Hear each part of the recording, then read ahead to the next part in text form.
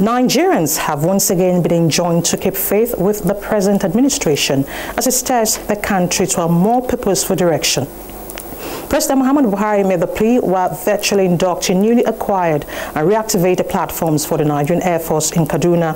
He said efforts have been intensified towards ensuring that every sector of the Nigerian economy experiences the change earlier promised. State House correspondent Adamu Sambo has details.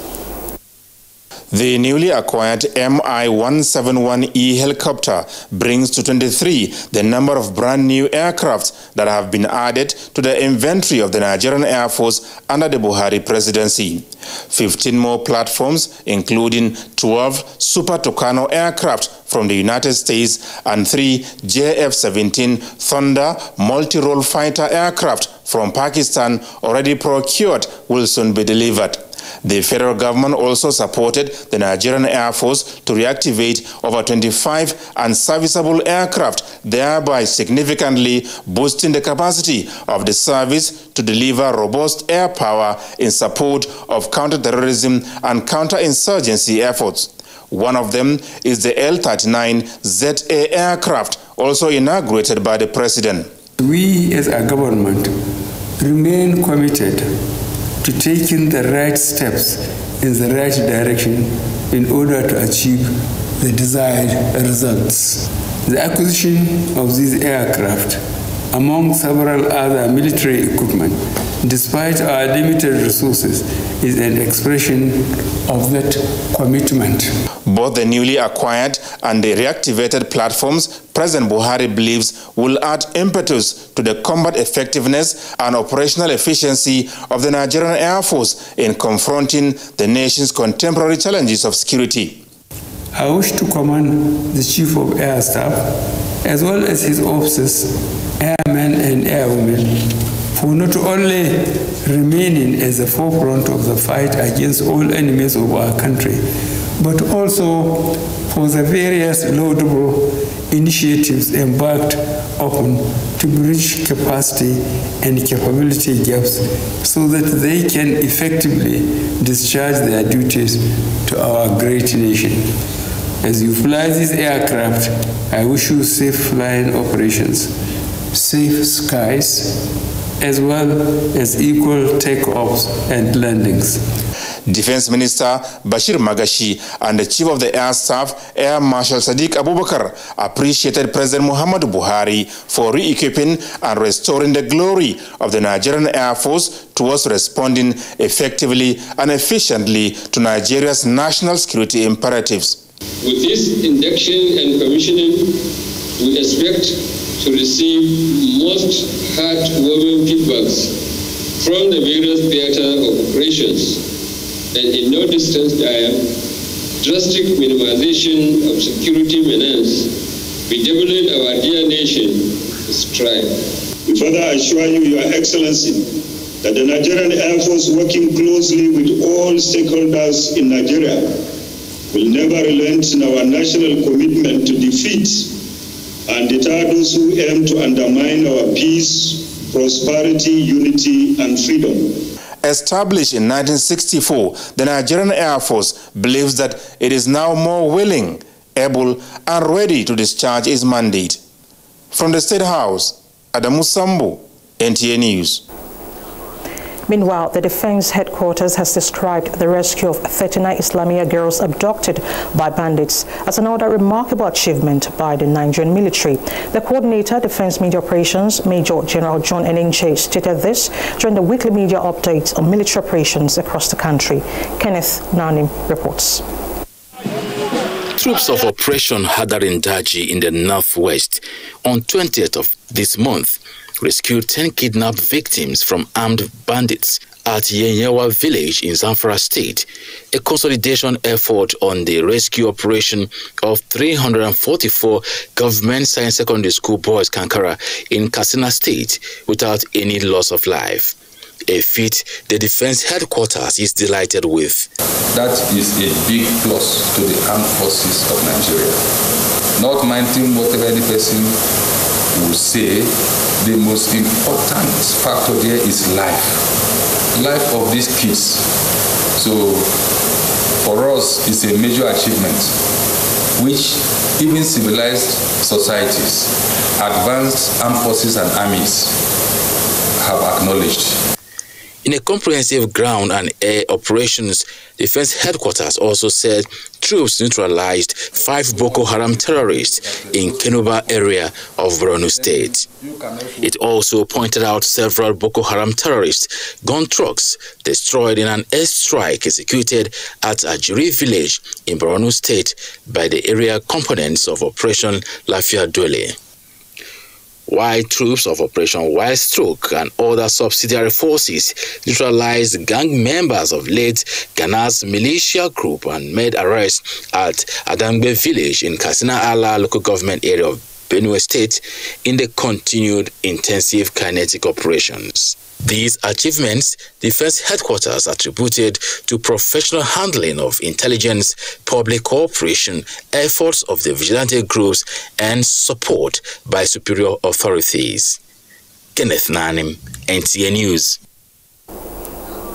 And in the spirit of the season, President Muhammad Buhari has enjoined Christians and Nigerians in general to appropriate the hope that comes with Christmas and reinvent trust in government's determination and unwavering commitment to restore peace, security, and prosperity to the country.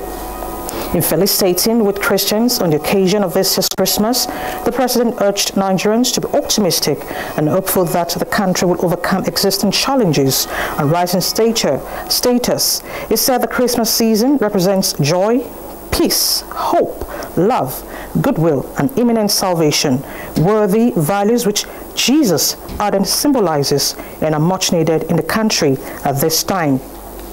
He reminded Nigerians of current efforts by the federal government to uplift the lives of the citizenry and promised that the government will continue to provide the needed support within available resources to improve security in the country. The president expressed absolute confidence in the spirit of resilience of Nigerians to do the needful and remain vigilant even as this festive season witnesses increased travels and celebrations.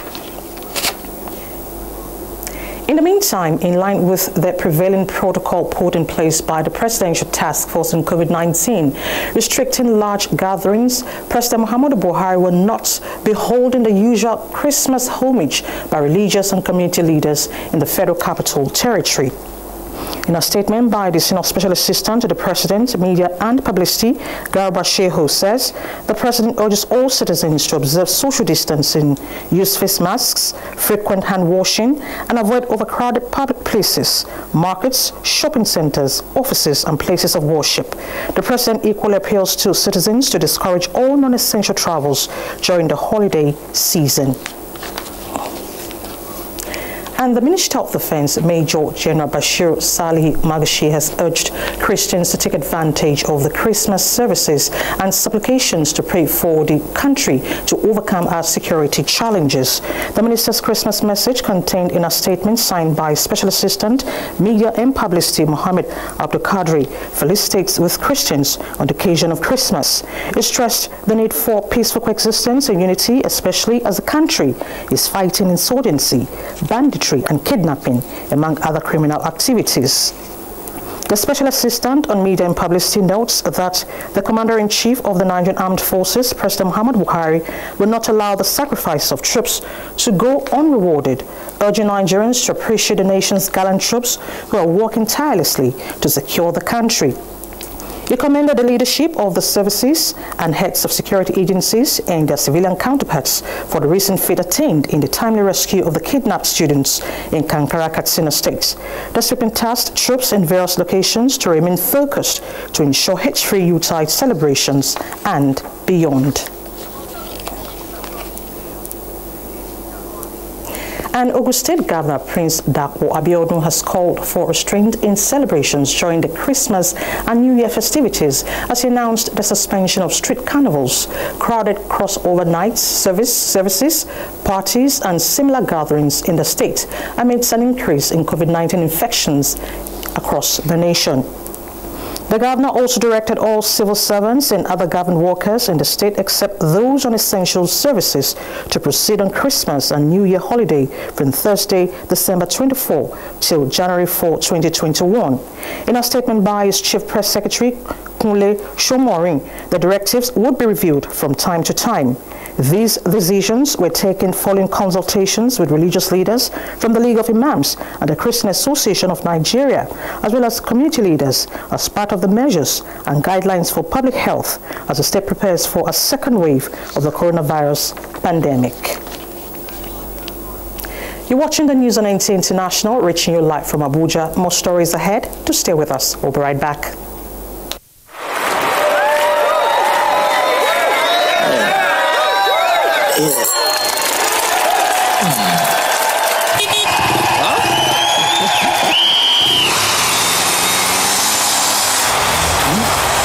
Latest entrant, latest technology. Welcome to Intel 4G LTE Advanced and experience fast internet access today. Visit intel.com.ng or any of our stores in Lagos, Abuja, and Port Harcourt to get started.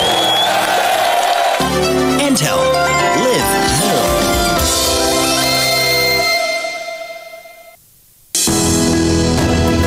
The counsel of our fathers. I will urge and advise our younger generation to use talent and brain to sort out problems, not arms. Nigerian youths, let's build our nation together.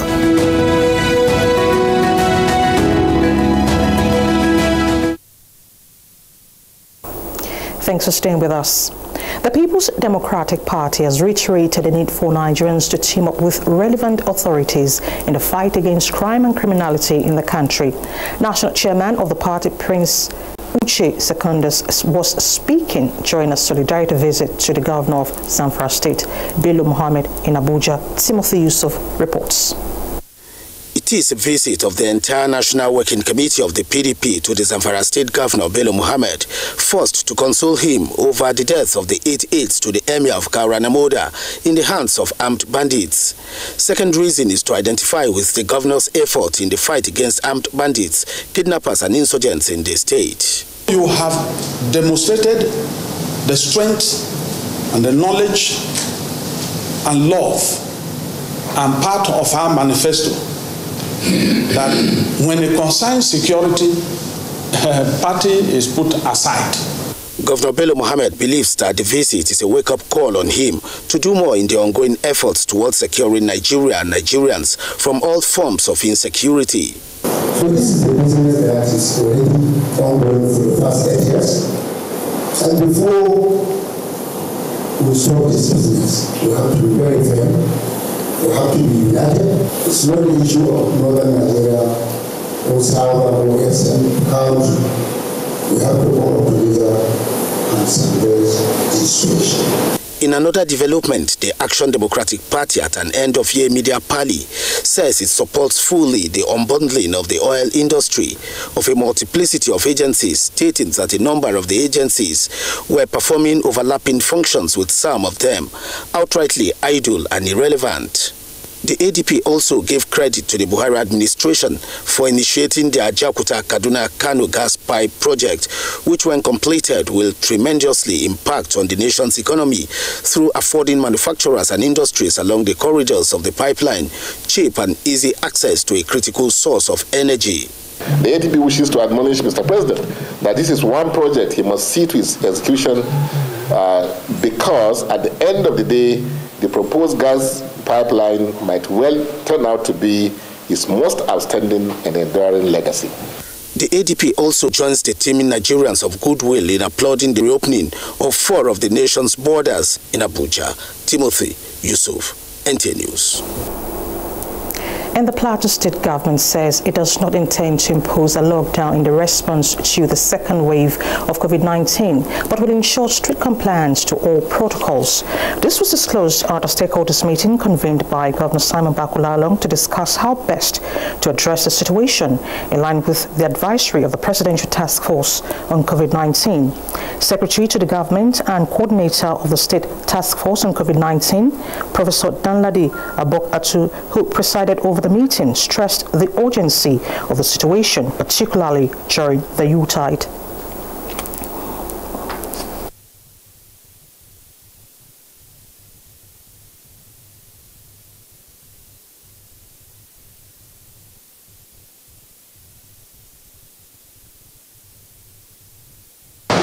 because of the congregations and the large gatherings. We should now begin to tell ourselves that all of us here are COVID-19 potentials. 2, we must not be unaware of what is happening in other parts of the world. On security, Professor Tu says security reports available to the government indicate that some criminal elements are planning attacks on some communities in the state during this Yuletide.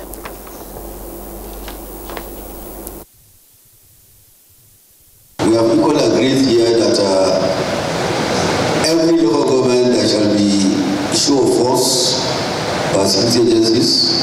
Members of the committee will cooperate with the security agencies to ensure that there is a show of force demonstrated in every local government. That will signal the fact that the committees and the security agencies are working together in partnership. Mandated the meeting to foster a more community-driven response to intelligence and surveillance so as to assist security agencies with useful information to enable them respond to any threat of attack by criminals. And to today's briefing by PTF, Chairman Presidential Task Force on COVID-19 Boss Mustafa says Nigeria's health experts working with the World Health Organization are studying the reported strains of COVID-19. Consequently, state governments are encouraged to keep running COVID-19 isolation and treatment centers during the Yuletide. PTF Chairman Boss Mustafa says 6 members of his family have negative COVID-19 results after 12 days of treatment. On the turnaround time for receiving test results. We are working with the Nigerian Center for Disease Control to improve on this. Nigerians should expect improvement very soon. What has happened in the last couple of weeks is because they receive quite a lot of samples from different states of the Federation. It ought not to be so because all the states in the Federation have facilities for testing. So if that has been put aside, our appeal is that all those centers or laboratories should be open because there is a resurgence of the virus in our communities. Already our treatment centers in Abuja are fast filling up. In terms of land and rail transport, just to remind all vendors and service providers that they must abide by the stated stipulations of the Federal Ministry of Transportation. In particular, we are asking security agencies to enforce the use of non-pharmaceutical interventions, including the use of face masks, hand sanitizers, and temperature checks in all rail stations, buses, and motor parks across the country. Dr. Saigi Haniri said many travelers arriving in the country have remained adamant to the mandatory PCR test after 7 days. Singapore confirms first case of the new coronavirus variant, just as the UK and EU agree on a post-Brexit trade deal. Uche Ugochukwu brings us happenings on the global scene.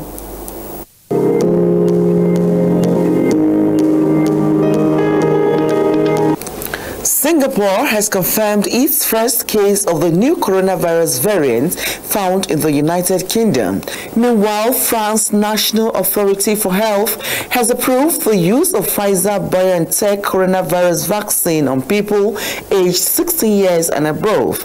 And Serbian Prime Minister becomes the first Prime Minister in Europe to take the Pfizer-BioNTech vaccine Thursday. The vaccine is the first COVID-19 vaccine authorized in the EU. In another development, reports say French President Emmanuel Macron no longer exhibits coronavirus symptoms and so will leave self-isolation. In the meantime, data by the Coronavirus Resource Center at Johns Hopkins University at 6 p.m. local time shows the global confirmed infections have surpassed 79 million, just as Nigeria's confirmed cases clocked 80,922, with the 1,133 new infections detected Wednesday. Now to other news. The United Kingdom and European Union have agreed on a post-Brexit trade deal after months of tortuous negotiations, averting the prospect of a chaotic and acrimonious separation at the end of this year. The announcement on Thursday came just 1 week before the UK exits the EU single market and customs union on December 31. And at least 20 migrants and refugees died when their boat capsized off Tunisia's coast as they tried to cross the Mediterranean to Italy. The Tunisian Coast Guard rescued 5 people and the search for more continues. Uche Ugochukwu, NTA News. President Muhammadu Buhari has described the late Islamic cleric Sheikh Ahmed Lemo as an outstanding scholar, jurist, teacher, and author who was endowed with knowledge of encyclopedic proportion. A statement by the Senior Special Assistant Media and Publicity to the President indicates that President Muhammadu Buhari notes that Nigeria and indeed Africa has lost one of its greatest scholars of all times. The President says the late Lemo was one of the moderating voices of Islam who used wisdom in spreading knowledge, thereby portraying the religion in the brightest lights. President Buhari also praised what he called Sheikh Lemo's incredible humility and modesty, adding that the pursuit of scholarship and knowledge was his primary preoccupation rather than material things of this world. He condoled with the family of the deceased and prayed the Almighty God to comfort them at this trying time. Similarly, President Muhammadu Buhari condoles with the family of late publisher of leadership newspaper Sam under Isaiah, describing him as a true friend and an ally of many years whose commitment to credible leadership and nation building was unshaken. The president was speaking in a condolence letter delivered by a presidential delegation led by his senior special assistant on media and publicity, Garba Shehu. Abubakar Usman Akwanga reports. The presidential delegation comprises senior special assistant to the president on domestic and social affairs, Sarki Abba, and State House Chief Protocol Ambassador Lawal Kazauri to commiserate with the deceased family on behalf of President Muhammadu Buhari. Senior special assistant to the president on media and publicity, Garba Shehu, delivered the president's condolence letter to late Sam Inda Azaya's younger brother, Abraham Inda Azaya, describing the deceased as a true friend and a dependable ally whose influence and dedication to progressive Nigeria shall remain appreciated. From the very day the demise of late Sam was announced, the president did say that he had lost a friend and an ally, and he described it as a loss, personal loss to him. He expressed shock and sadness over the death and said it's a loss also to the family and to the nation. The family says they are highly pleased with the outpour of love and care from President Muhammadu Buhari since the demise of late Isaiah, and expressed satisfaction with the warm words, prayers and exceptional honor to the deceased, which has lifted the family at its grieving moment. Sam, as we know, has always been with the president for over since 2003 or so, even before then. So, like the president described him, he's a friend and an ally. So, to the presidency, we say thank you. The delegation also commiserated with the widow to the late Sam Inda Azaya and urged her to remain strong and committed in preserving the good virtues of the deceased and continue to uplift his unblemished character. In Abuja, Abubakar Usman Akwanga, NTA News. Talking sports now, Shagamu earners Anthony Joshua. Kene Imagudike brings us more on sports updates.